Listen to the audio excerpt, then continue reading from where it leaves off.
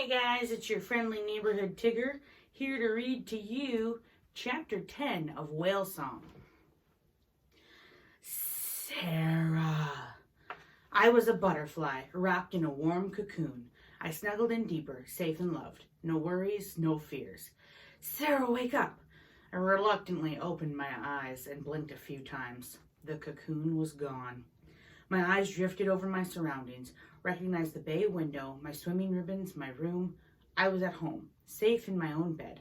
My throat was raw, my head throbbed, and every inch of my body screamed with pain. I tried to move, to sit up, but the pain was unbearable. My father stood over me, a worried expression on his face. Daddy? I whimpered. It's okay, Sarah, he said, pulling a chair to the bed. Don't try to sit up. Just relax. You're safe now. Memories of Annie's savage beating engulfed me, and I recalled her pushing my face into the toilet. I had thought my life was over. What had I ever done to deserve such treatment? I squeezed my eyes shut for a moment. When I opened them again, my father was watching me. His eyes were red and puffy. I hurt all over, I murmured. The door opened and my mother entered, carrying a tray. As soon as she saw that I was awake, she rushed to my side, set the tray down, and kissed my cheek. I felt a hot tear land on my chin. How are you feeling? She asked. Like I'd been run over by a logging truck, but I couldn't tell her that. I'm a little sore. Nana brought you some of her special herbal tea. She said it'll make you feel much better.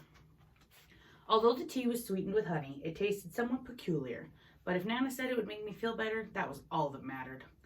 My mother sat down at the foot of my bed. Sarah, what happened with Annie today? Why would she do this to you? I hesitated. Tell us, my father said. We need to know everything. So I told him about Annie's bullying. Afterward, they sputtered and fumed, and my father paced the floor. He looked like he was ready to hit something. Dr. Andrews came to the house to check you over. He said after he had calmed down, you have a few bruised ribs, a cut on your forehead, and some bruises. Other than that, you're fine. You call that fine? My mother asked, outraged. Look at her, Jack. Annie almost killed her. Her voice broke and she turned away. My father walked to the window. Annie's been suspended from school for the next 2 weeks. You'll be staying home for a few days, Sarah. After that, he shrugged. We'll see. I eyed him wearily. What do you mean? Your mother and I have been talking. We think it'd be better for you to go to another school on the island. It would mean a longer bus ride, but at least you wouldn't be bullied anymore. But Dad, I argued, struggling to untangle myself from the blanket, I don't want to go to another school. What about this Annie girl? My mother snapped. Look what she did to you. Dad and I couldn't believe it when the principal called to tell us what had happened. We just want you safe, my father added. I felt a lump in my throat and my eyes watered. I know, but what about Goldie and my other friends? I'll be okay, really. I don't want to change schools. His jaw clenched. We'll talk about this tomorrow. You just rest for now. He motioned to my mother and they left. Anxious thoughts churned in my head. I'd be heartbroken if my parents made me move to another school. I would miss Goldie terribly. At that moment, I hated Annie more fiercely than I had ever hated anyone. I felt humiliated that she had beaten me up and that I had not fought back. I berated myself for my weakness. She refused to ever let her touch me again. In my childish heart, I condemned her to a miserable fate, and I prayed that she would suffer 10 times worse than I did. I hate you, Annie Pierce. My parents said that I could remain at Bamfield Elementary as long as Annie stayed out of my way. So 4 days later, I returned to school.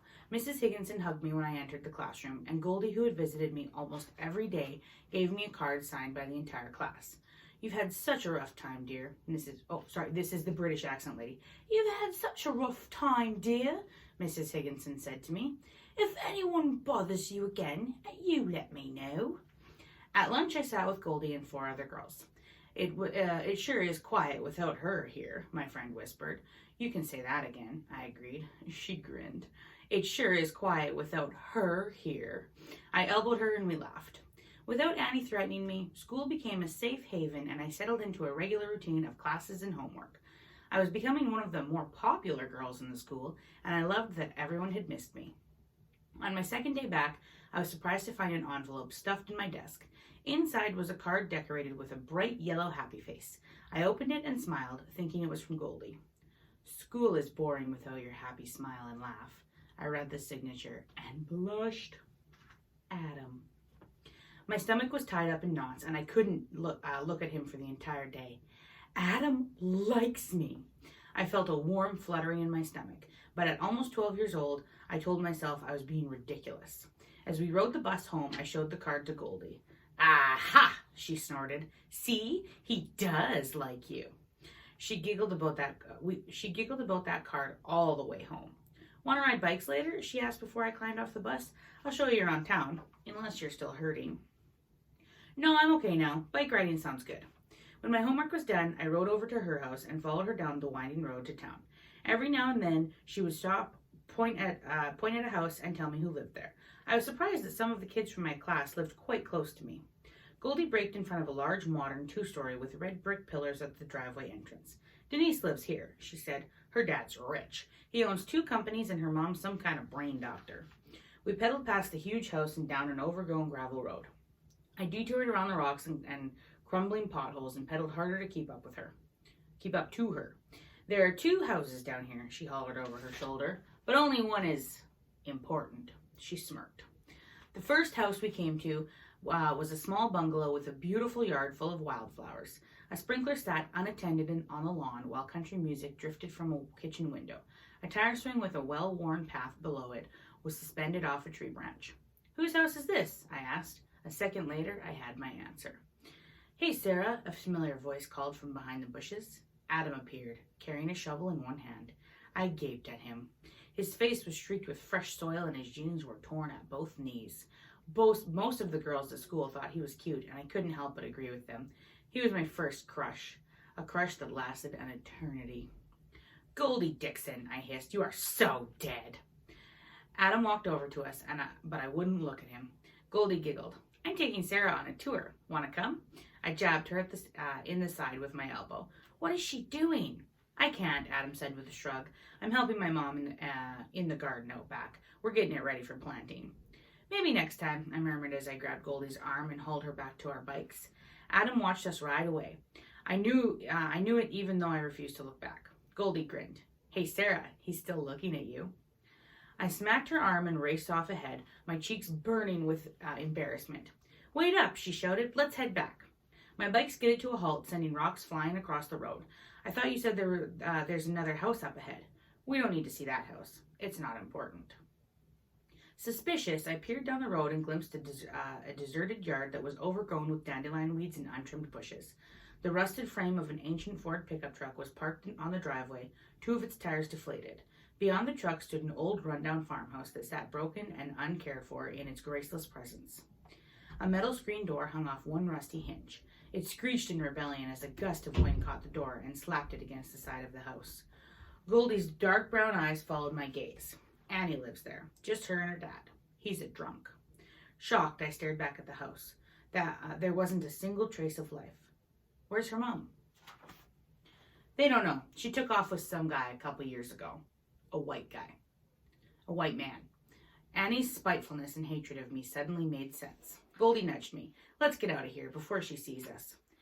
As we sped away, I glanced over my shoulder and saw a shadow pass behind a fluttering curtain in a second-story window. I swear I saw a face peering down at me.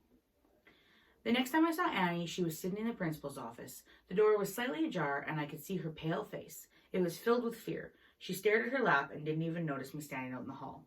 A man's loud, angry voice muttered a curse. "Of course she'll behave. She knows better now. I don't trust her home by herself, and I haven't got time to sit around with her all day.